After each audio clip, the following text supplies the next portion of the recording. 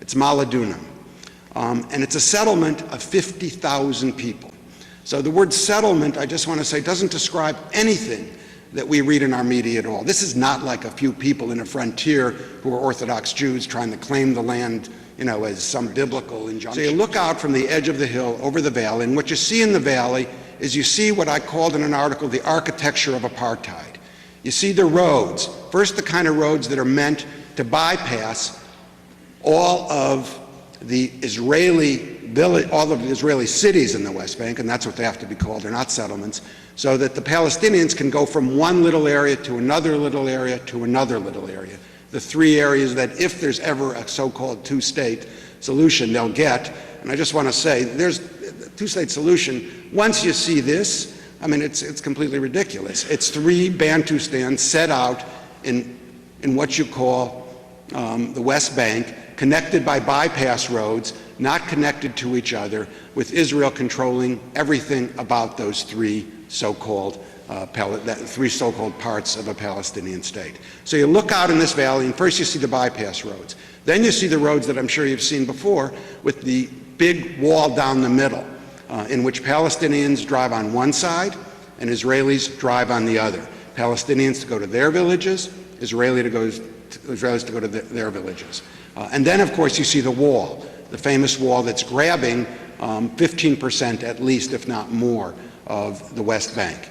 And you see it. It's a high wall. It's 15, 20 meters sometimes at various places. And you see it snaking through this valley. So you're looking down at a valley of dual roads, bypass roads, and a wall, and then you're looking at the few Bedouins I described that are still left there, living in tin shacks with every single olive tree cut down.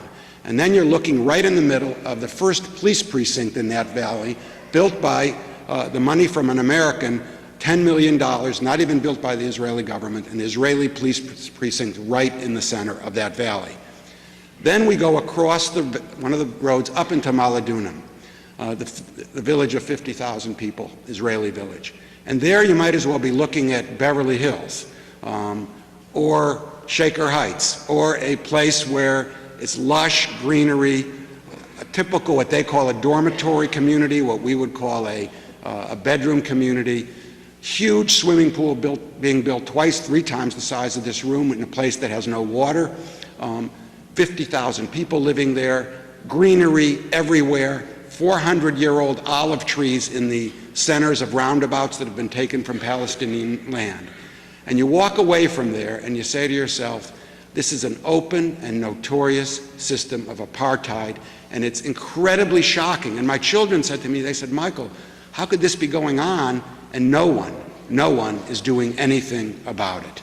And so that came to me, I've not been an incredible activist by any means on Palestine.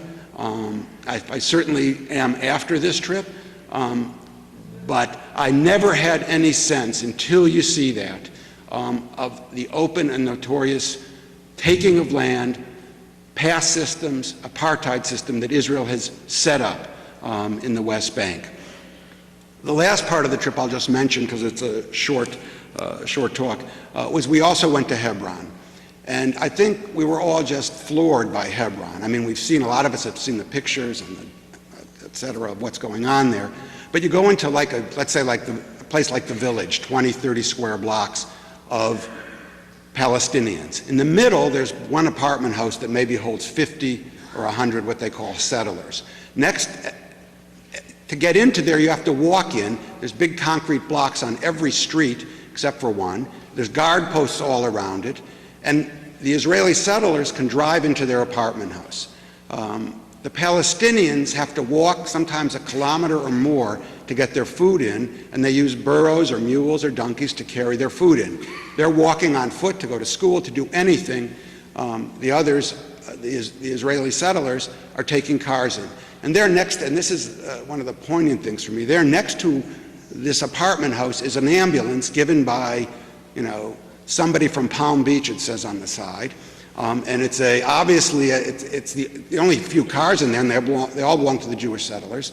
And that ambulance is used to take Israeli settlers to the hospital if they get ill. But what should happen if your child, and of course you think about that as a parent, if your child gets ill and has to go to the hospital? Well, it's not going to go, that child is not going to go in that ambulance. That ambulance will not be used to carry out a Palestinian child. You will have to wait 2, 3, maybe more days to get a permit to take you out of your village, your part of Hebron, into a hospital that can actually take care of you. At another place, we went on a roof, and this is again the training of hate. You look down and you saw a few Israeli settler children playing in a yard, and I'm on top of a house with a Palestinian. And these small children felt completely, what's the way to say this, empowered to throw rocks at us because I'm standing with a Palestinian family on top of this roof. And they're sort of the rulers of this area. And so I think we just came away from our trip to the West Bank, I mean, just as I started this, as saying we are seeing in front of us a horrific crime in the making, still going on, and the world is doing really very little, if not, I would almost say nothing, nothing about it. And that's where really I think that all of us here, and that's my optimism, that the fact that we have all of us here, we had 1,400 people on the Gaza Freedom March. My optimism is that civil society, if that's what we want to call ourselves, or activists, or militant activists, are really going to be the people who change this equation. I don't think it's going to change inside Israel. I just think that, I mean, the BDS campaign, I think, is the way to push that. I just think that within Israel, the marches, the demonstrations are smaller and smaller. But outside, they're bigger and bigger. And so that's my optimism. So thank you all, and thank you particularly for the Gaza Freedom March.